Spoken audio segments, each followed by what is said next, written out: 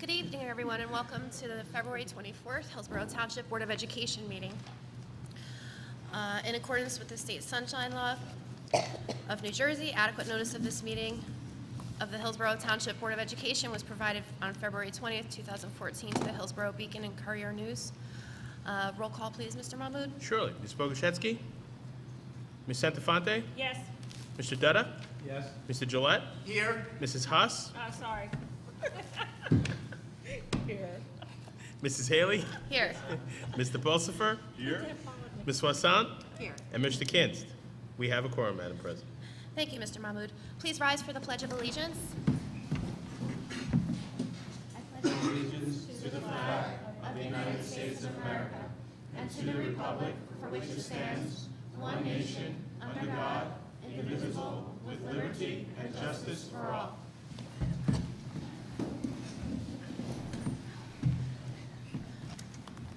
Per our agenda, correspondence is listed. And I'd like to turn it over to Dr. Schiff for the Superintendent's Report. Thank you, Madam President. It's my pleasure to announce some good news for everybody. Although a long time coming due to all of the snow days, today's elementary school students around the district celebrated the 100th day of school.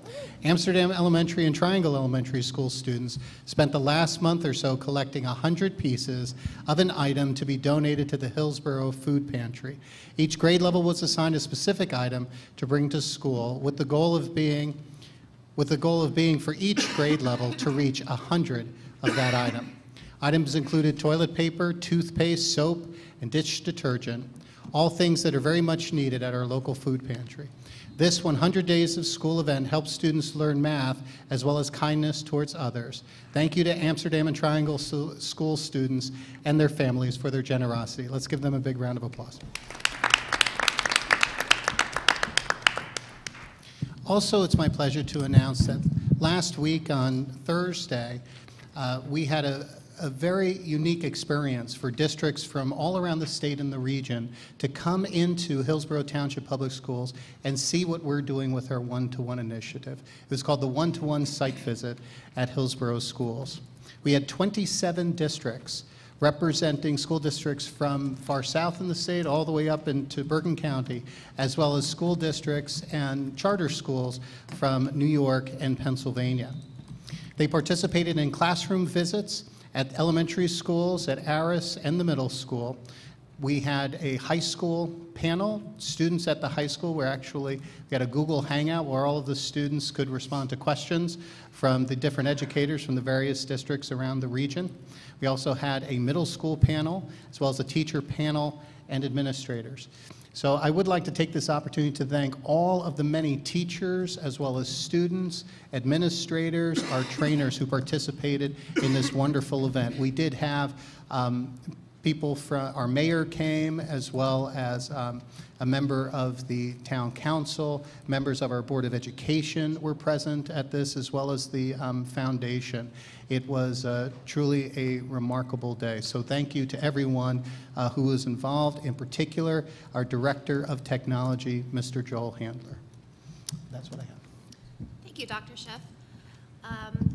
Right now, I'd like to open up the floor. I'm sorry, my apologies. Approval of minutes. So first is the February 10th, 2014 regular minutes. Can I have a motion, please? So moved. And a second? Second. Gotcha.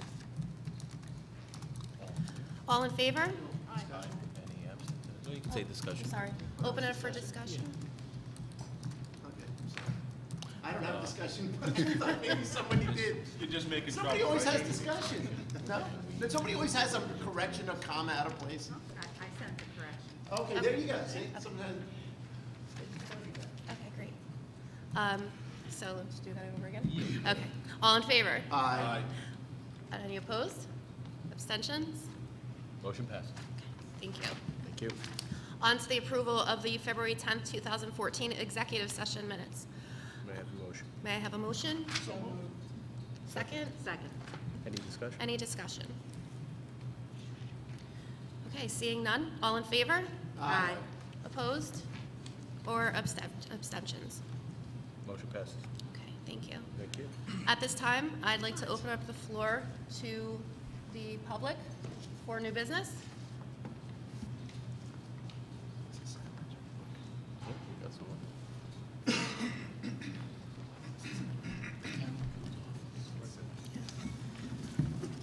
Hi, Amy Salinger. I'm a teacher here at Otten Road Intermediate School. After the one-to-one hearing, I just typed up something that came to my head, so I don't have it on paper, so I'm using my technology. I thank you for holding the roundtable discussion as we move forward with the one-to-one initiative. It is clear to see that there are many positives associated with such an endeavor. There's no doubt there are endless possibilities available to our students with technology. However, as an educator, and more importantly, a mother of 3 school-aged children, I'm also concerned with some of the negative impacts technology can have and would like to see those concerns addressed along with the positive. For example, it was mentioned about how students can be online at night and learning can happen at all times. While I agree with that premise, I would caution that as a parent, I do not want to see my own children having to rely solely on technology for learning. I want them to play outside, build snowmen, participate in sports, interact with people face-to-face, and get enough sleep. As an educator, I devote a lot of time and effort to my job, but my own family deserves my time and attention as well when I'm off school hours. As we move forward with this initiative, I ask that we keep in mind a balanced approach to implementing technology. We need well-rounded, healthy individuals. This includes our students, our teachers, and our parents. Thank you. Thank you. Is there any other new business from the public?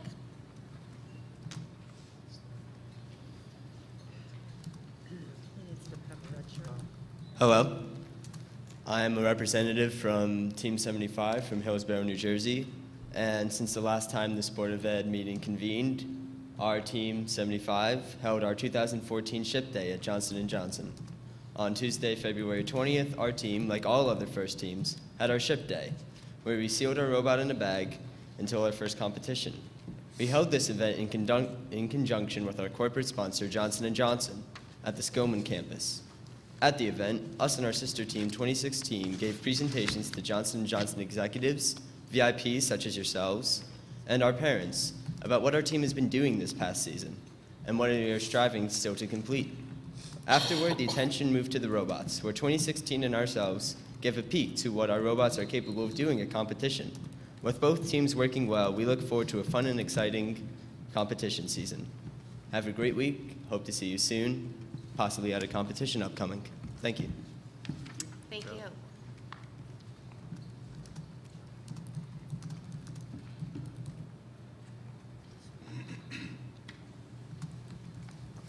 Hello, good evening. You all know me by now. I'm Marissa Static, and I live at 681 Dover Court, Unit 8. I will be as brief as I can about what I'd like to speak to you about tonight. First of all, did you know that Friday is Rare Disease Day? There are more than 6,800 rare diseases, and although rare diseases affect an estimated 25 million to 30 million people who are Americans, it's rare, obviously, and not many people know about what this is. Friday is a day to spread awareness. It's to help kind of bring to light what rare diseases are and who is affected by them. My son, for example, Christopher, who's a kindergarten student at Woodfern, has a 16p11.2 duplication. We found out about his duplication when he was about 2.5 years old. He had presented with what we were thinking were autistic-like qualities. And the developmental pediatrician who treated him said that it was standard practice for his practice to do genetic testing. He actually assured us, I don't think anything's gonna come of this, but let's do it anyway. To our surprise, it came back that there was a very small piece on the 16th chromosome that was copied. Unlike Down syndrome, where the entire chromosome was copied, the 16th chromosome, each chromosome actually is divided into 2 sections. There's a P section on the top and a Q section in the bottom. And then furthermore, those chromosomes are divided into little numerical sections. My son has 555 kilobytes of extra material. That has created a complete myriad of symptoms within him. We learned that the deletion portion of this syndrome is typically de novo, which means that it was a fluke. We also learned that the duplication, which he has, is typically inherited. After we found out about my son's genetic condition, we did find out that my husband has the same condition. There's really not much known about this condition. You can look it up through a place called Simon's VIP Connect. They were instrumental in doing a genetic study so we could learn more about what the condition was. We've been to Boston multiple times over for the study, and we've learned a lot about what this is and what this means for Christopher. The research shows that the duplication has a higher incidence of cognitive delays. That is not what we found in Christopher. He actually is gifted. There's a higher rate of autism among this group. He happens to be one of those individuals. He originally we were told that he had classical autism. Then it switched to a PDD-NOS as he became a little bit more vocal. And now he has what they would refer to as Asperger's. He has some of the other conditions that are associated with the 16P. Many children, they're saying that pretty much all children have a speech issue. If you've known my child, if you've heard him speak, you'll know he has a speech issue. He has something called apraxia. He also has dysarthria and a phonological disorder. There is a higher incidence of ADHD, learning disabilities, and some children have physical issues. Some children can have heart conditions or conditions involving structures in their brain. As of right now, Christopher has not been diagnosed with any learning disability or ADHD. To learn more about this condition, please go to Simon's VIP Connect and go to their website where they have published and have posted the publications. Now, on to the meat of what I would like to talk about.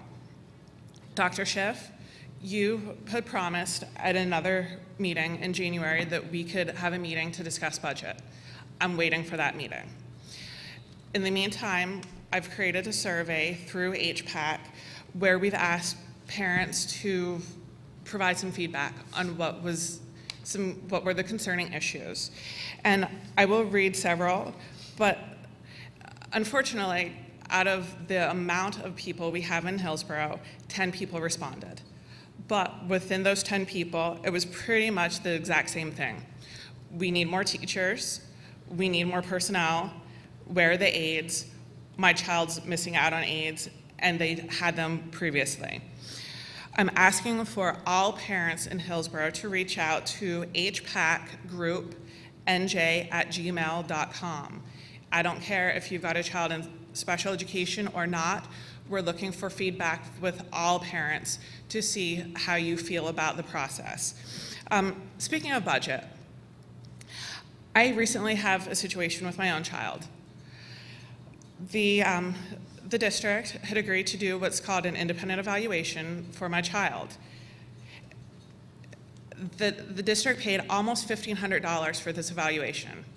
We recently had a meeting to go over the results, and I was told, yeah, we disagree with them. I think it's really ridiculous, rather ridiculous, that you guys would agree to pay the amount of money for the evaluation, yet you choose to disregard the evaluation and what is said in it. The evaluation was done so with standardized testing, was done so with observations, and it was not done so with any opinion.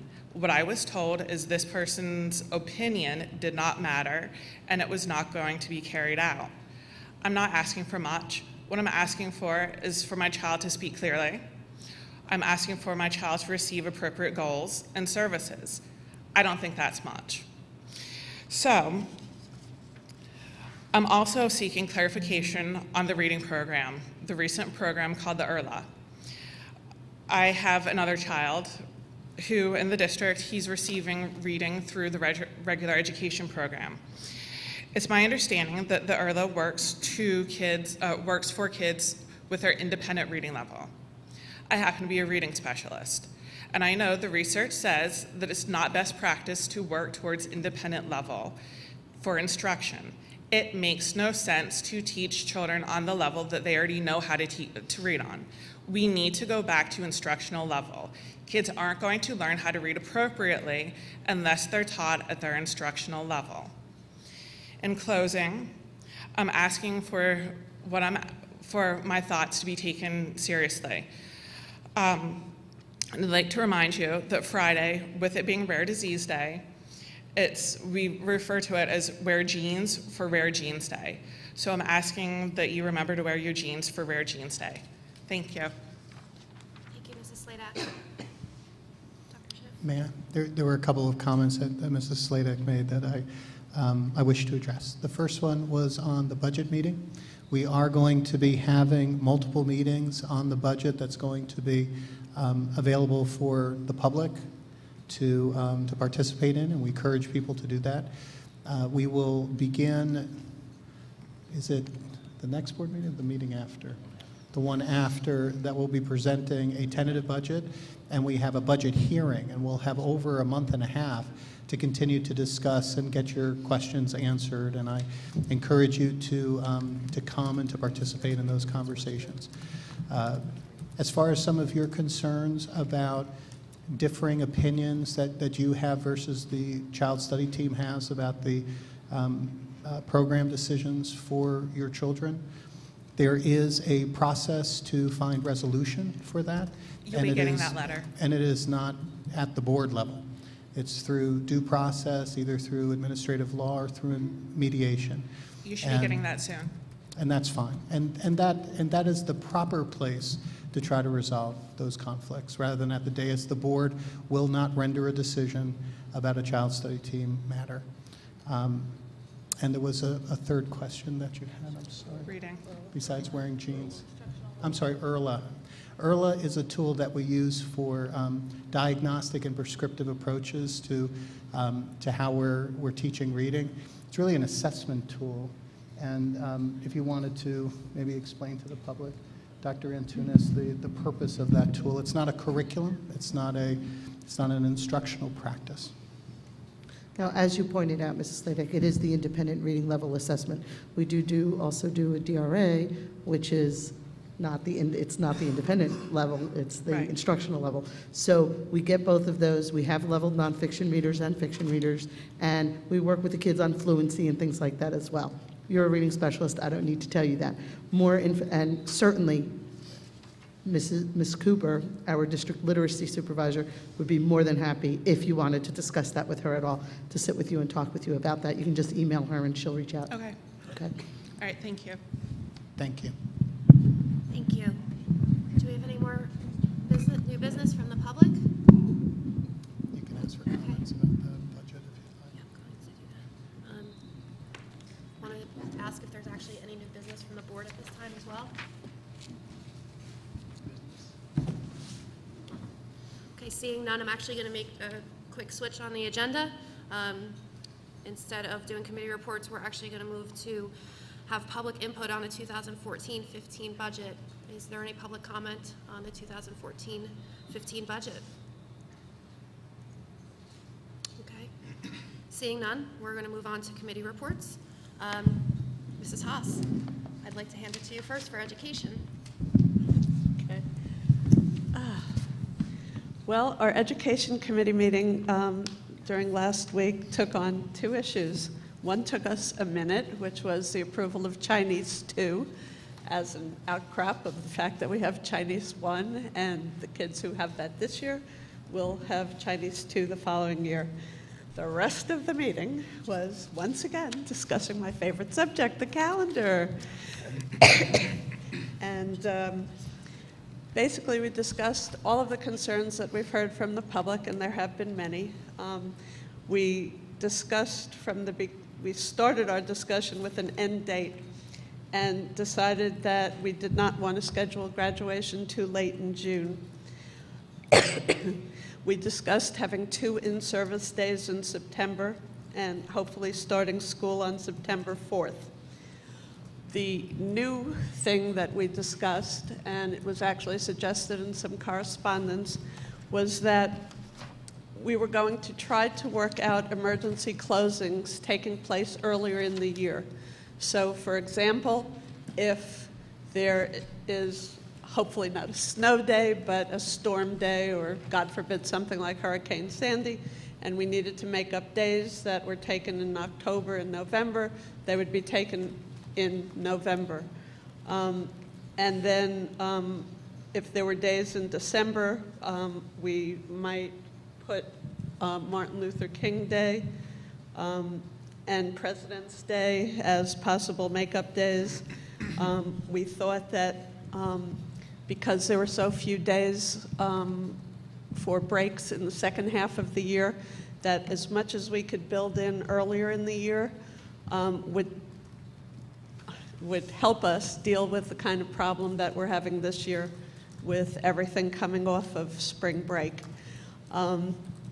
We looked at various scheduling possibilities for the spring break and various in-service days that are required. And hopefully we won't be in the same situation that we are in this year. Hopefully we'll be able to get the new calendar out next year. There are a couple of minor glitches that we needed to resolve after we had a chance to digest everything we discussed.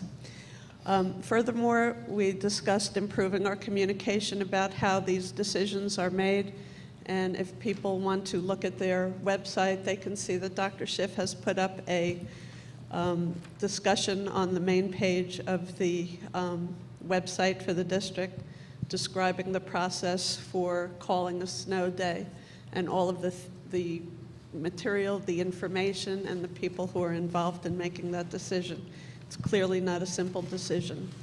The School Board Association has also put up guidance on how school districts could meet the 180-day requirement. 180 days is a requirement. A lot of people are talking about virtual school days because there is a district up north that tried to do it. Apparently, the Department of Education will be making a decision on that this week. So if that is approved by Department of Education, and I'm not so sure that they will approve that, if they happen to approve that, that might change what we can do in relation to snow days. I'm also happy to say that on President's Day, when we did have school, we had a 97.3% attendance rate by students. And our teachers' attendance rate was similar to their regular attendance rate the previous week.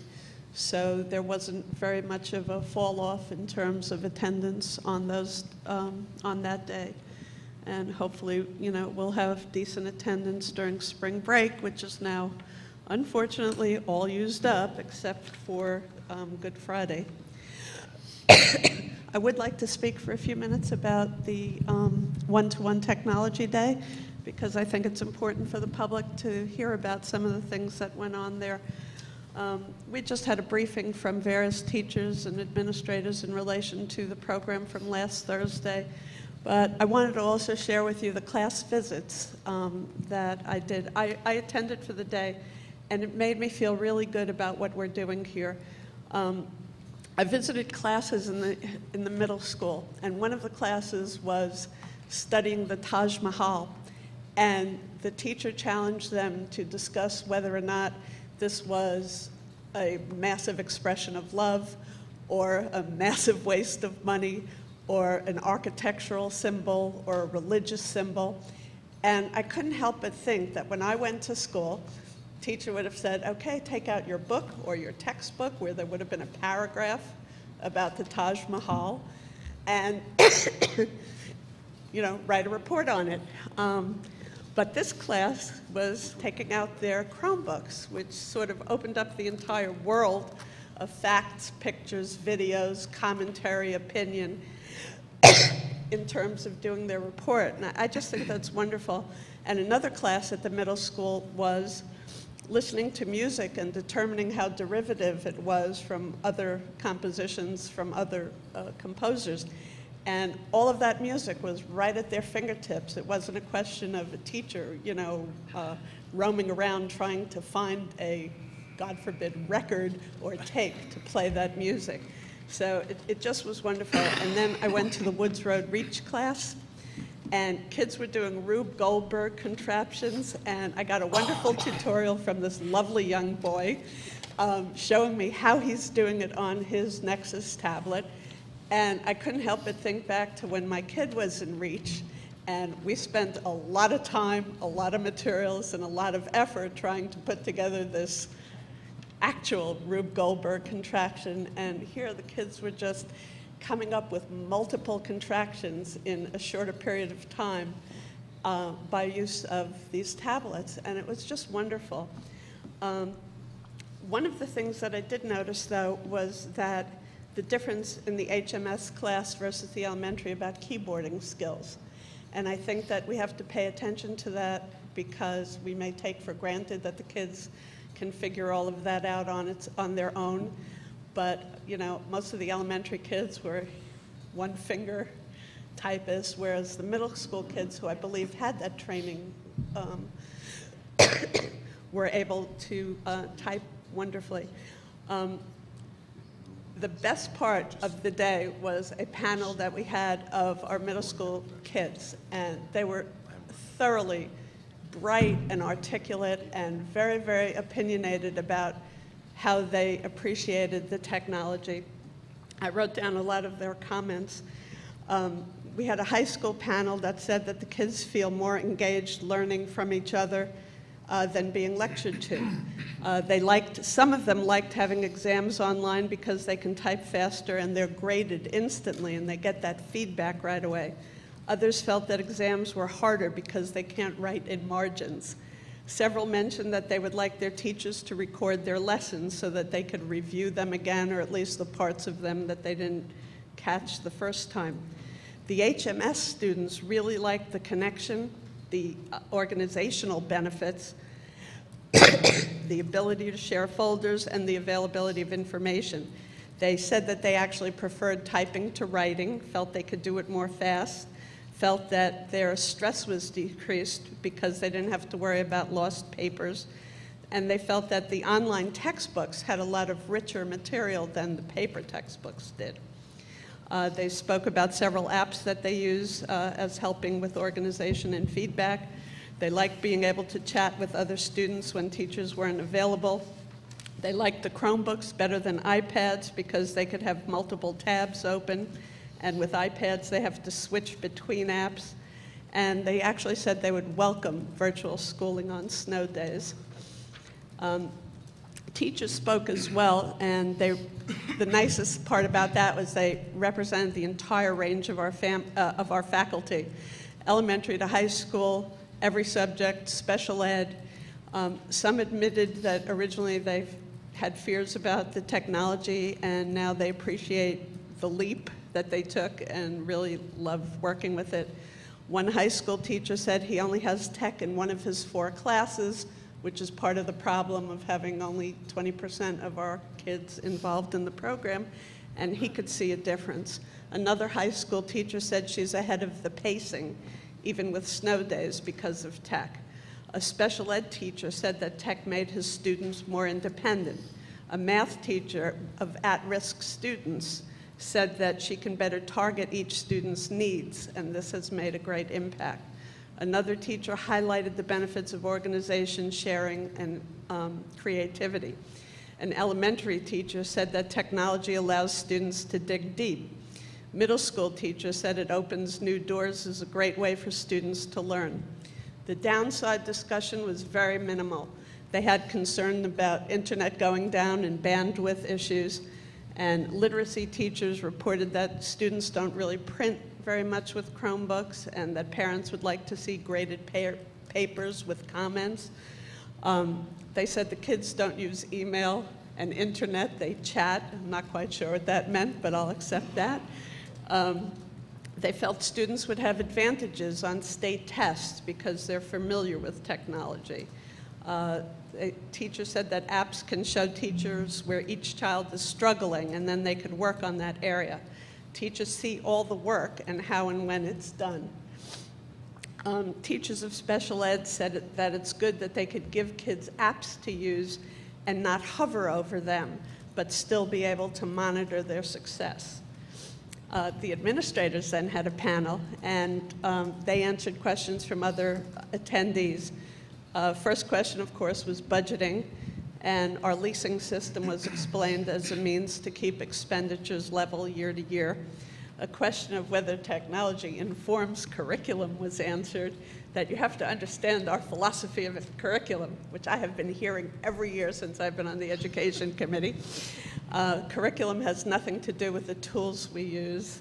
Another question about teacher observation was answered very nicely, that it's what the kids are learning, not what the teacher is presenting.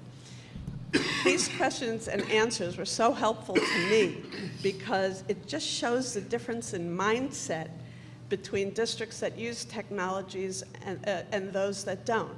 And for me, it was very helpful as well because it just really brought home all of the differences that people are seeing with technology.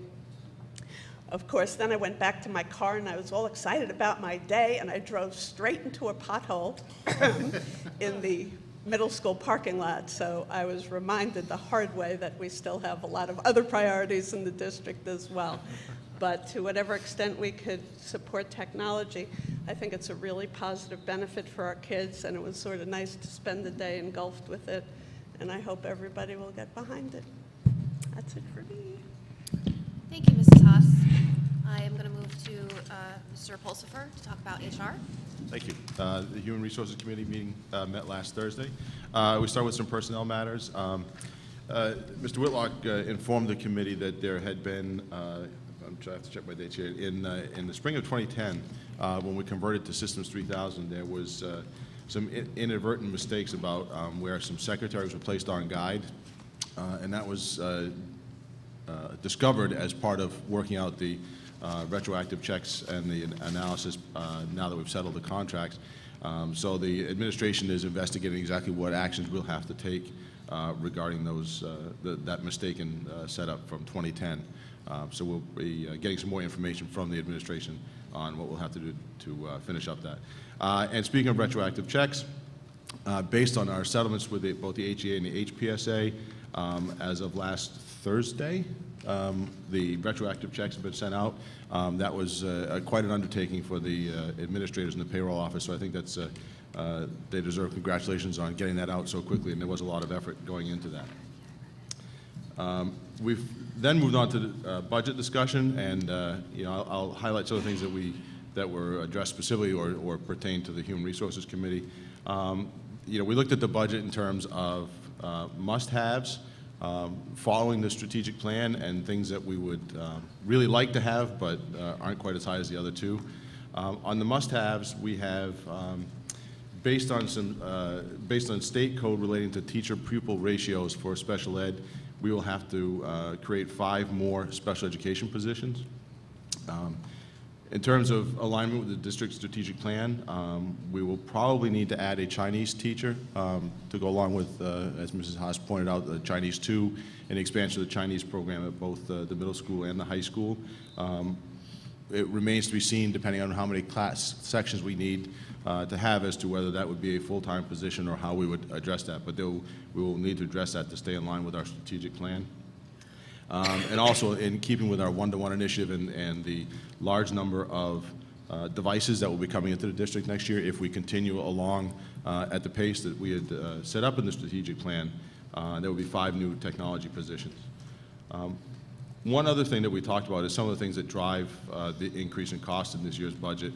You know, our budgets never seem to go to, all our increases far outstrip the 2% cap that the state has put on us. But I did want to point out one that's specific to the Human Resources Committee. Our district spends approximately $15 million a year on health benefits for everybody. Teachers, staff, administration, you know, that's the entire employee set of the district, $15 million. Right now, we're looking at an 11% increase in our premiums for next year. That's about $1.65 million.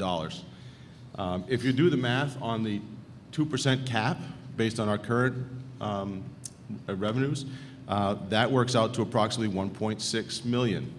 So the healthcare premium increase alone will outstrip what the state allows based on the 2% cap in our current budget.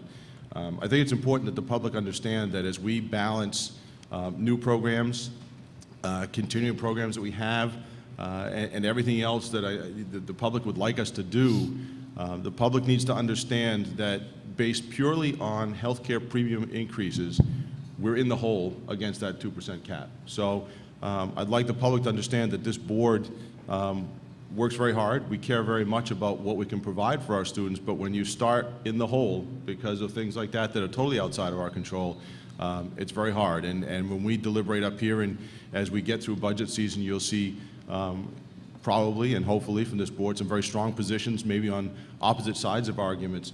But the reason we're there is because, you know, the position we start from, and there are so many different things we would all like to do, but when we start in a hole like that, it's very hard to make the budget work. So I think the public needs to understand where we're coming from on those. Thank you. Thank you, Mr. Pulsifer. Mr. Gillette for operations. Thank you very much. Operations Committee met on February 12th.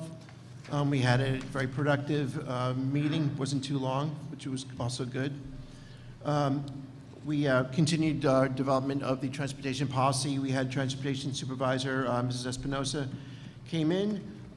She had some very directed questions for the committee about what we wanted to do with regard to cul-de-sacs, picking up students on cul-de-sacs, places with sidewalk, places without sidewalk. It was very instructive to remember that our transportation policy is primarily, this is a new policy. I wanted to make sure we remember that. And it's to codify some of the practices that we already use. And we sort of have philosophy in transportation of safety first and efficiency second, down, way down there. But those are the two things, basically looking at safety, students and drivers, and some efficiencies. So some of the policy, a great part of the policy, is going to be concerned with what's safe for drivers to do, where it's safe for our large buses to go, and what is safe for students, where it's safe for them to wait, and where it's safe for them to be picked up. So she's still working on that, but we're coming to a close on it. At our next meeting, I think we'll probably have the final policy to take a look at. And sometime in that period, we're also planning a meeting for the public to attend just on that topic, if they'd like to. Maybe in this building, if it's free, one evening sometime for about an hour. So that'll be around the time period. It might be before we get the final policy, certainly before we adopt it here. So that covered that. We had Mrs. Martello, who's our purchasing assistant, came into our meeting. She is developing some RFQs. As you know, several years ago, when I first came on the board, we set up a system for our school, for our professionals, where we, as a board member, as a board, we're allowed to change our professionals every single year if you want to, or even during the school year. You appoint your professionals every year. But what we did was we set up a system where instead of looking at every single one every year, we made some changes where we would, about every 3 years, we would go for, we would look deeper and ask for a full RFQ for the professionals. So this year, just to remind the board, and this will be at our second May meeting, I think, where we do the these appointments. We're going to be looking at appointing the appraiser this year, the school physician, and the broker for health insurance benefits, as well as everything else too. But we're going to look deeply at those to make sure that we're still getting the ones we want at the right price. Also, as you know, we talked about it before, that this year our food service contract is up, and we're our attorney Jane Mecca is preparing helping to prepare the bids for that. One of the things that is a little new or different in the bid, we may have an alternate bid. So an alternate bid, Mr. Moon, correct me if I'm wrong, that's where there's actually two bids. You bid on one bid, and there's an alternate bid. You could bid on a different configuration of the bid. The second configuration of the bid would be kind of exciting for our middle school students, who I've heard have a hard time waiting in line to get their lunch and eating it on time. So our alternate bid would be to have a reconfiguration of the lines, I guess, the queues, at the middle school. So maybe a multiple queue system or however we set it up in the bid. So we'll have a second bid to do that. And that goes into the bid. The reason why you would sort of put that in the bid is because if the food service vendor thinks that they could actually sell more or do better business with a different queue system, they'll compute that into the bid too. So we're working on that. Also, we did talk about something that Dr. Soswan has brought up previously about the different types of food we offer. We didn't forget that, Dr. Soswan. And what we're going to do is we're still investigating it. Okay, so we didn't have any, but we had Dr. Schiff made some comments about how we can manage food through communication with parents. Is that what correct me if I'm wrong also, Dr. Schiff. I didn't take notes on that. We were discussing the need to help parents know exactly what their kids are purchasing. Yes. And to make well-informed decisions and to be able to follow up with them if there are decisions that a parent isn't happy with on some of these things. So we did have that conversation. I'm trying to think, was there? Well, I think we're exploring whether or not it would be appropriate, which I thought it would be initially, to have something in the bids for the different control foods, and controlled food. Yeah. So we're still having some discussion whether it would be appropriate or what mechanism that could take. It's still forefront though. And one last thing. So we've had a lot of snow, and Mr. Bullock, who's our maintenance and grounds professional supervisor, he came in to speak with us, and one of the challenges this year in snow is sidewalk clearance. We need to keep, we don't need to keep, but sidewalks within the walking distance for our walkers or nominal walkers at the middle school and the high school need to be kept free of snow so they can walk. We've already had an occasion this year where at some neighborhoods near the middle school, Mrs. Santafani can testify to that because she lives over there, where the sidewalks were not well cleared, and we had to put buses on for kids that would normally walk. That is an expense. So what Mr. Bullock suggested and what we gave the go-ahead for was the purchase of a sidewalk snow removal machine, like a snow blower that you ride on, right? It doesn't cut grass, sort of, but it just goes down the sidewalk and you ride on it. So I think did we receive delivery? We did. We already received delivery. It's kind of one of those things where we had to act right away. It also has multiple uses, so it can be used in the spring as well. It's light enough that we can drive it on our fields without it getting stuck, and it can be used all year round. Yeah, Mr. Bullock also did mention that at our meeting, that for preparation of our playing fields and the lawns and things, that there were utilizations for that with this apparatus also. And that's about all I have. Thank you. Thank you, Mr. Gillette. And I'm going to give a brief report on the governance committee. We met last Wednesday evening. Still talking about how we're going to go about possibly having some board members and or this full board become certified, NJSBA. There's always a lot of, as it is, board members do put out a lot of time serving on boards of education. All of us know that. But, you know, it is very important to keep yourself educated and keep up to date on some of the newest things that about what's happening in education in the state. So attending some of these meetings at night and on evenings, even though inconvenient for many of us, you know, is worthwhile, and you will learn a lot. We talked about having a board retreat. This is something that we did not accomplish last year. So hopefully we can try to get everyone on board to commit to a day and do that. We also talked about the next district strategic plan. how we were going to potentially go about maybe doing that, tossing around ideas of having a facilitator, steering committees from the public as well to talk about the things that they would like to see us implement as we start to talk about our new strategic plan. Again, communication, marketing the positives that are happening in our school district, because our staff and students are doing amazing things in this district, and trying to find a good balance about how to not necessarily kill people with communication so that it gets ignored, but finding a proper balance on how to celebrate these things that are happening in our district. We talked about the possibility of very bold ideas, such as high school students graduating with associate's degrees. I mean, a lot of our kids have that capability to do that.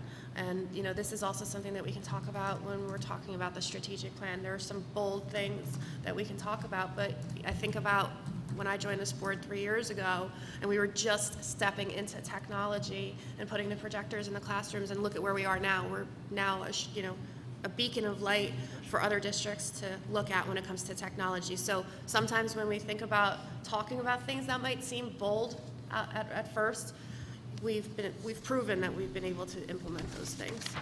And of course, you know, every year it's always a challenge. We saw it ourselves, unfortunately, with the Technology Day.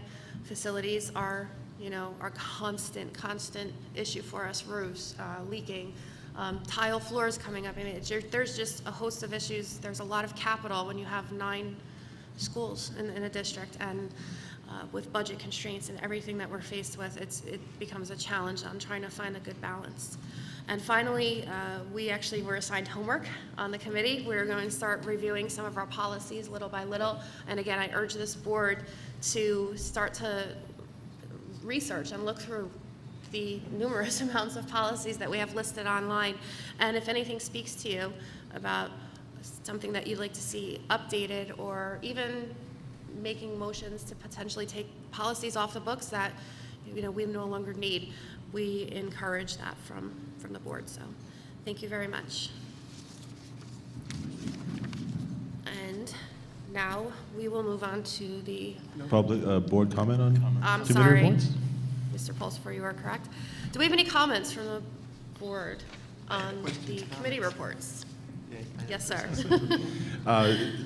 I guess this is probably part for Greg for operations, and maybe part for Iman and Jordan in terms of dealing with the township. Does the township have an ordinance about sidewalks being cleared? I think it's, okay, I'll start off, and then Dr. Schiff, you can pick up. They have an ordinance, but about, yes. These sidewalks that we're talking about primarily are the ones along Orton Road, Triangle Road, other roads where no houses face. So there's no homeowner ordinance involved in these streets. Now, is the township responsible? I think we have an agreement with the township, but we're all in this together. You know, so when it winds up costing us money to put on bus routes, things are getting desperate at that point, and the township has tried to clear sidewalks, and they do some on the high school area especially. They've kept up this year, as you know, but fell behind a little bit. So the walks I'm talking about are primarily the ones that we're concerned with doing are like on Triangle Road, Orton Road, Amwell Road, if need be, and the ones where no houses face. The reason I ask is because actually I was more concerned about residential areas that I saw that are within walking distance of the high school. Certainly that they are areas where we tell the kids they need to walk, those that aren't driving themselves, with not only not cleared sidewalks, but untouched for weeks sidewalks. And I understand it's not easy to take care of those sidewalks, but you know, in the past when we've had multiple storms, you know, after a while, you know, there's a little bit of snow, but you can clearly see where the sidewalk is supposed to be. I saw a number of neighborhoods where there was no, I know there's a sidewalk there, but there was absolutely no indication that anybody had done anything with the sidewalk. And that really is, it's a safety concern. I'm glad we did send buses out, and I think we need to, but we also need to follow up in terms of what is the town's ordinance, and if there isn't one, or, you know, should we work on where we should get with that. But, you know, busing has always been a tough issue. where we set the limits on who walks and who doesn't and all those kind of things. You know, we don't worry too much in September because the weather's always nice. In October, November, put a jacket on. But when there's 2 feet of snow and the sidewalk is untouched and those kids still have to walk, they're now walking in streets that are not totally plowed. And I think there really is a serious safety concern there and so I think that's something we do need to work with the town, but that's what I was just wondering if there was for residential areas. I understand the streets where it's not really residential and it's sort of a communal town thing, but in residential areas that don't have it. The second issue also tied to snow, and again, I understand that our Public Works Department works very hard to try and keep our streets clean, but there's a couple things that I thought really, you know, when you look at the schools, they get an inordinate amount of traffic as opposed to some other streets in town, and certainly in the residential areas. I noticed that as you come southeast bound on Raider Boulevard, as you pass in front of the high school and want to turn right to go into the student parking area, the right turn lane was about 75% covered, and the turning onto Homestead? No. Homestead was not 2 lanes wide. Really wasn't 2 cars wide. Forget the 2 lanes wide. That's a high traffic area. We have, I don't know how many kids driving to school each day, and that's also a relatively heavily used road in terms of people getting to 206 to get to work at the same time as our kids are going to the high school. I think situations like that, it's critical that we try to keep those areas, the high traffic areas, cleared as much as possible, but I understand we need to work with the Department of Public Works. One last issue, I noticed, and I've seen this at a number of intersections, but coming out of the middle school, the way the entrance was plowed, people trying to come out cannot see. And so they have to come quite a distance out into Triangle Road there to be able to see whether or not they can go, except by now the nose of their vehicle is already blocking the road. By the way, they still can't see yet, but they're blocking the road. I think that's something that we need to look at as high traffic areas for us that are presenting significant safety hazards based on visibility and the narrowness of the roads and the clearing of the snow. I just address a couple of things.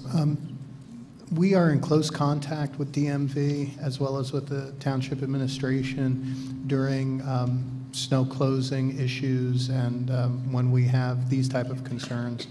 DMV has done a very nice job for us when we needed help with, I'm sorry, DPW. What was it? DMV. DPW. I don't know if the DMV, I don't even think the DMV exists any longer. I think it's called something else. Motor vehicle. Motor vehicle, right.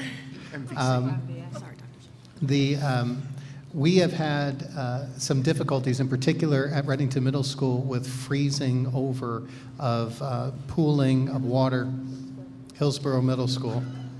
Boy, this is going to be a rough night, I can tell. It's the switch. Yes, it's a switch. I'm sorry. It's been frozen, a sheet of ice, and they have sent over their trucks. They have helped us out with salt. They have kind of dislodged some of the larger ice slabs that we were unable to do. I was very pleased with their ability to kind of work collaboratively with us as things got difficult. You're right, there are some areas that, in particular on the corners, where the plows have plowed so high that it becomes a visibility issue to make either a left or right-hand turn out of many corners throughout probably central New Jersey right now.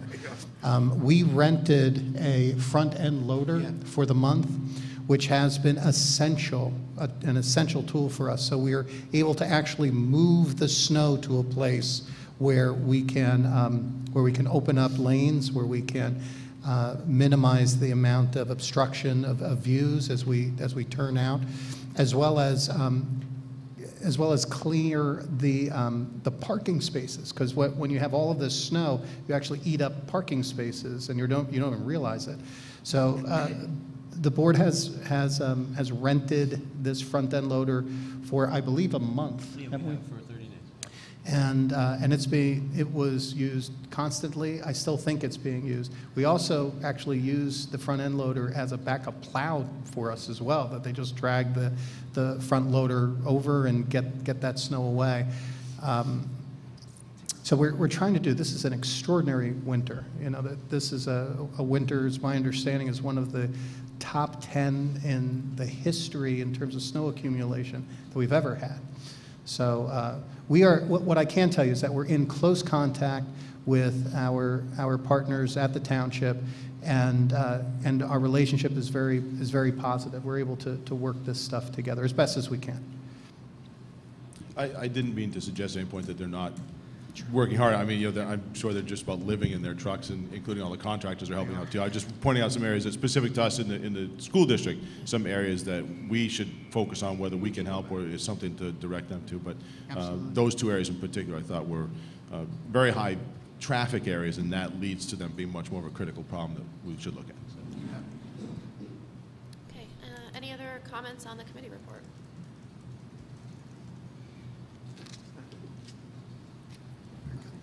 Okay. Seeing no public. Do we have any public comment about the committee reports? Or the action. Or the action agenda?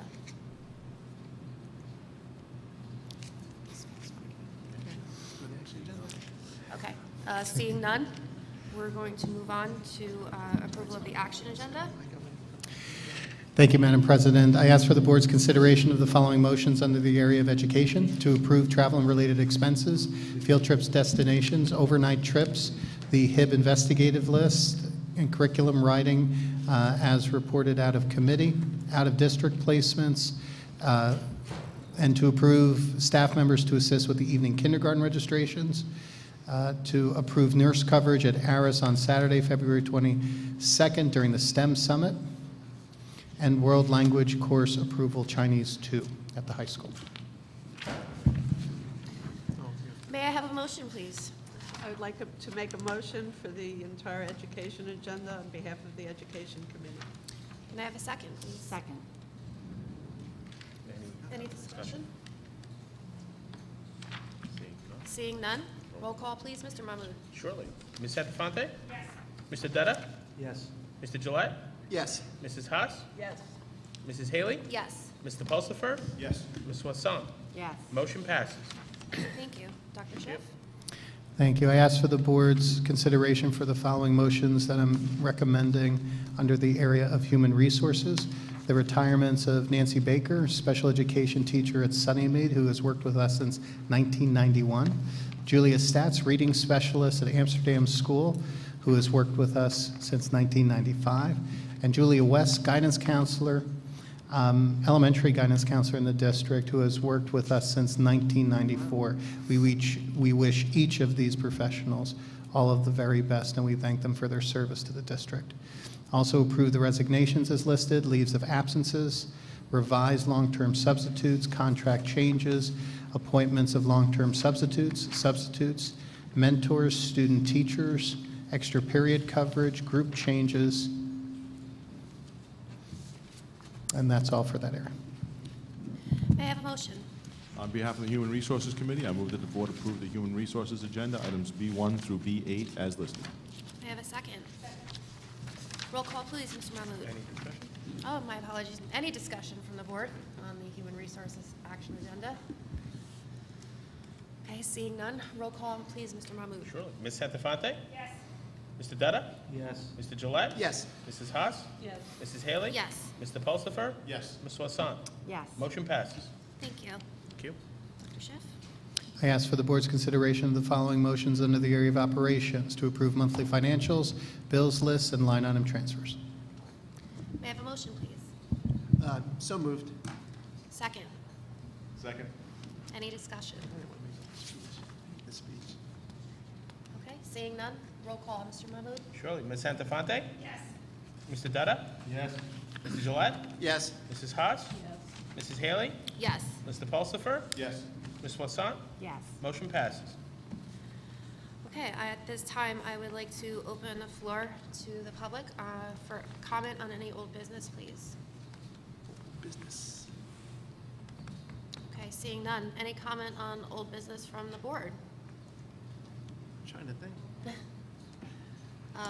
I actually would like to just make a quick comment. I again would like to thank Dr. Schiff, Mr. Handler, and Dr. Antunes and the staff for what was a wonderful day hosting all of the outside districts for the one-to-one initiative. Although I could only personally participate for about an hour and a half. I was in the class with Mrs. Haas when they were talking about the Taj Mahal, and it was just, my mom is a history teacher, so I knew a little bit, had a little bit of an advantage that it was built as a symbol of love. But it was just amazing to listen to the students really be able to just list off fact after fact after fact, and not sit there and type in, as a search engine looking for the answers. The memory retention to me that they had was really, really amazing. And, I'm very proud of this district because, as I said earlier, we're looked upon so favorably by others right now.